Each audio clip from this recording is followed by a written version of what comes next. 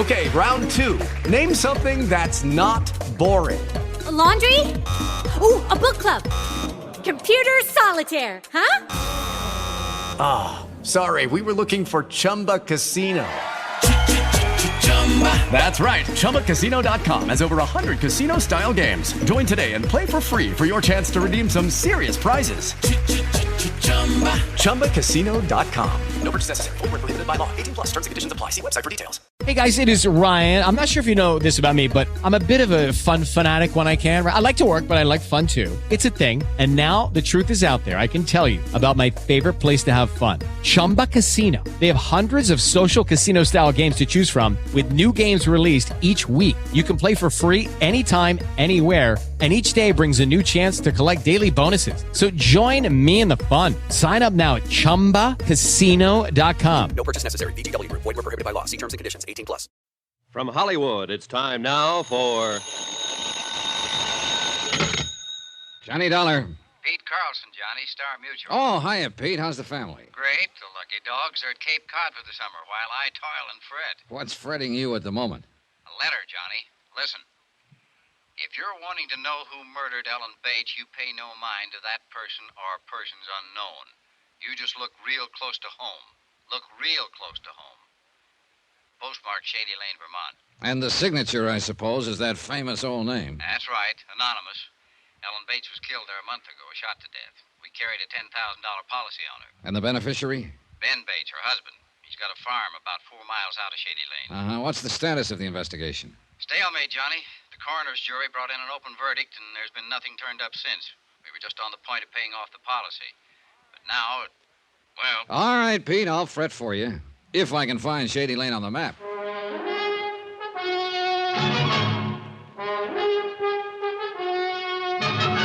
Tonight and every weekday night, Bob Bailey in the transcribed adventures of the man with the action-packed expense account, America's fabulous freelance insurance investigator. Yours truly, Johnny Dollar.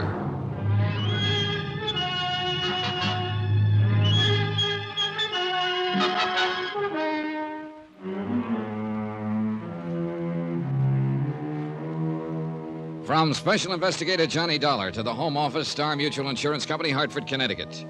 The following is an accounting of expenditures during my investigation of the Shady Lane matter.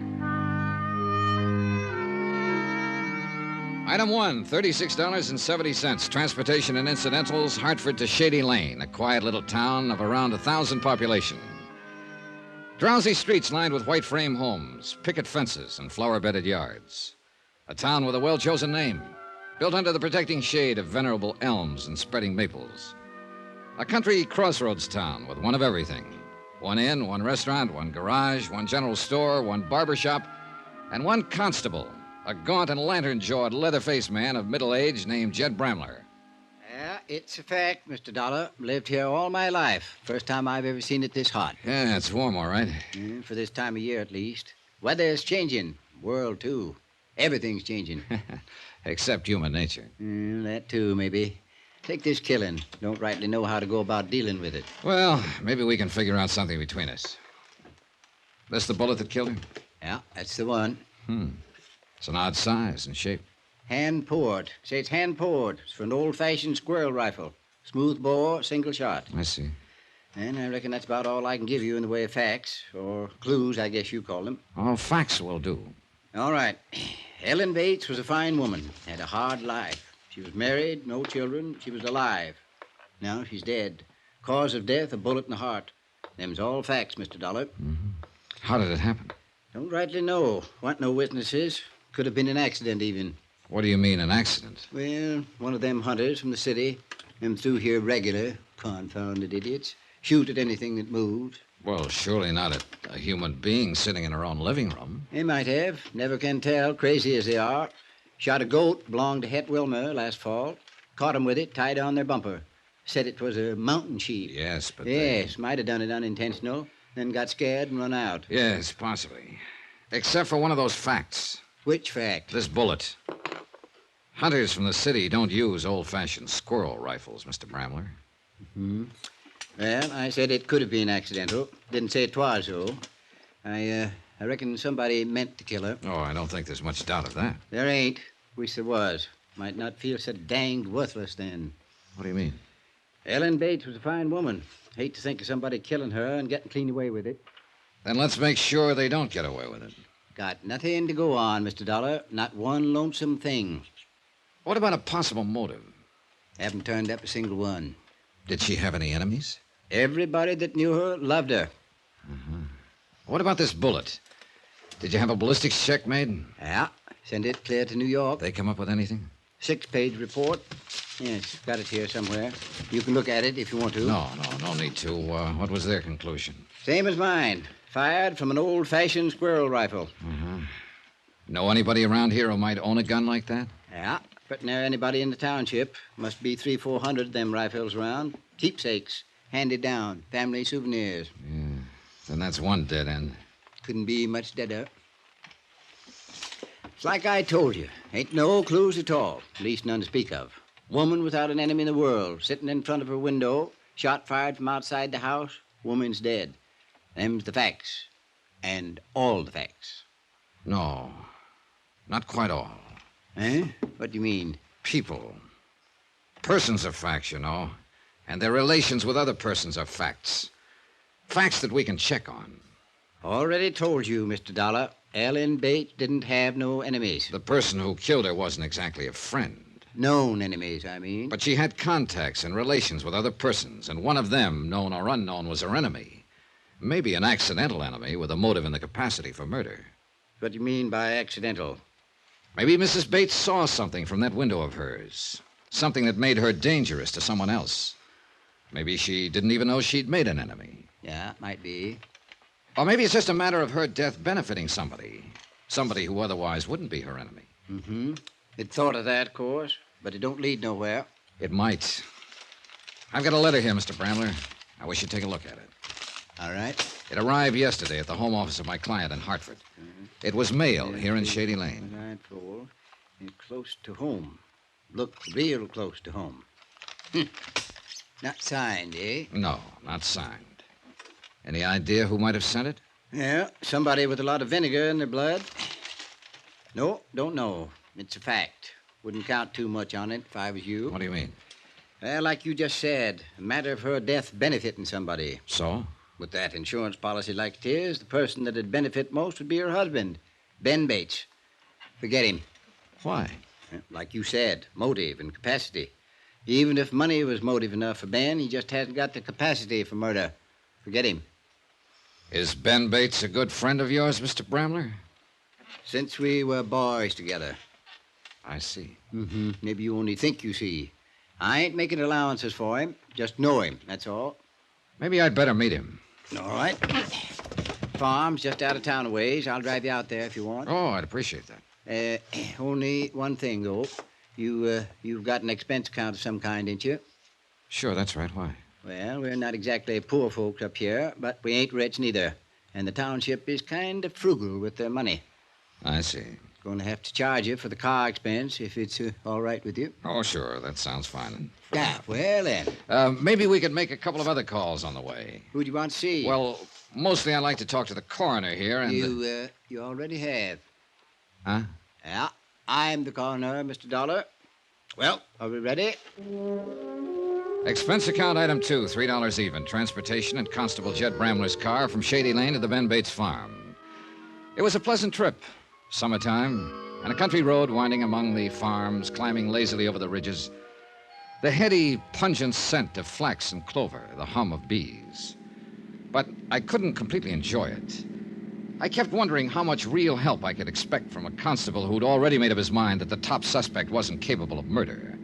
A constable who was also coroner, and for all I knew, county attorney and district judge.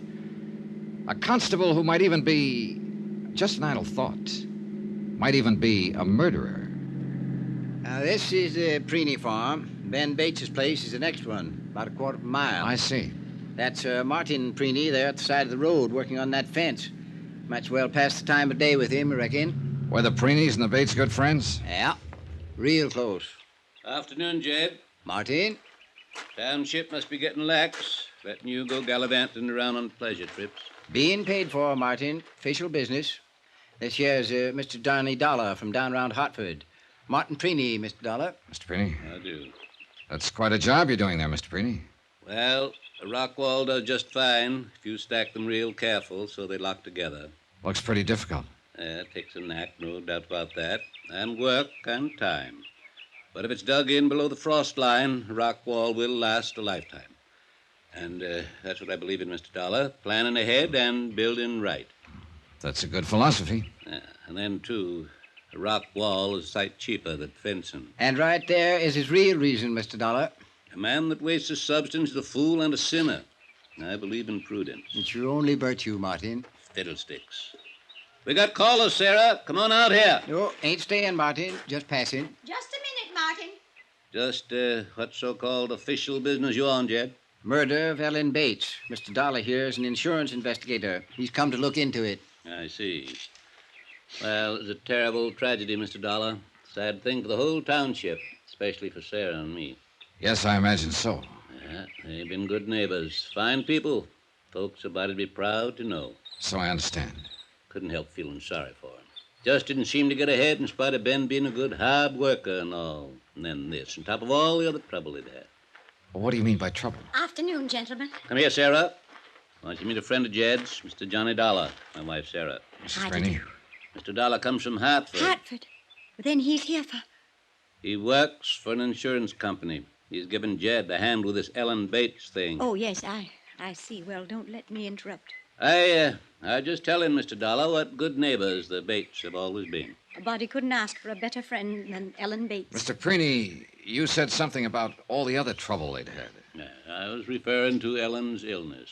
Why, after that operation last year, she was pertly an invalid, you might say. Ben had to wait on her hand and foot, along with doing for the house and running the farm. A lot of time he spent taking care of her. Now, Sarah. Not half as much time as he spent hanging around that girl. What girl is that, Mrs. Preeny? Why, that little flibberty-gibbet that works at... Sarah! I'm sorry, Martin, but it's true and you know it. Mr. Dollar, I'm afraid my wife is just repeating gossip she's heard. Ben Bates is a fine young man.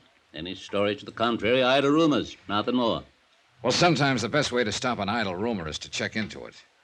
If you'd care to tell me who she is. I know the girl, Mr. Dollar. Her name is Millie Wells. She's a waitress at the Shady Lane Cafe. I'd like to talk to her. You can when we get back to town. Well, folks, reckon we'd better be getting on. Mr. Dollar, Ellen Bates was a fine woman. Whoever it was killed her. I hope you get him. I believe we will. Oh, and by the way, Mrs. Preeny, the company was very grateful for your letter. My letter? I mean, how did you know it I was... didn't know. I was just guessing. Oh. Nice to have met both of you. See you again.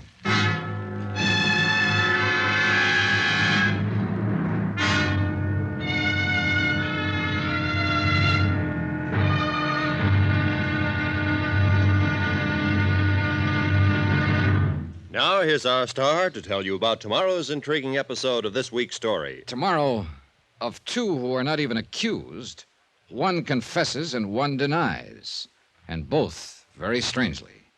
Join us, won't you? Yours truly, Johnny Dollar.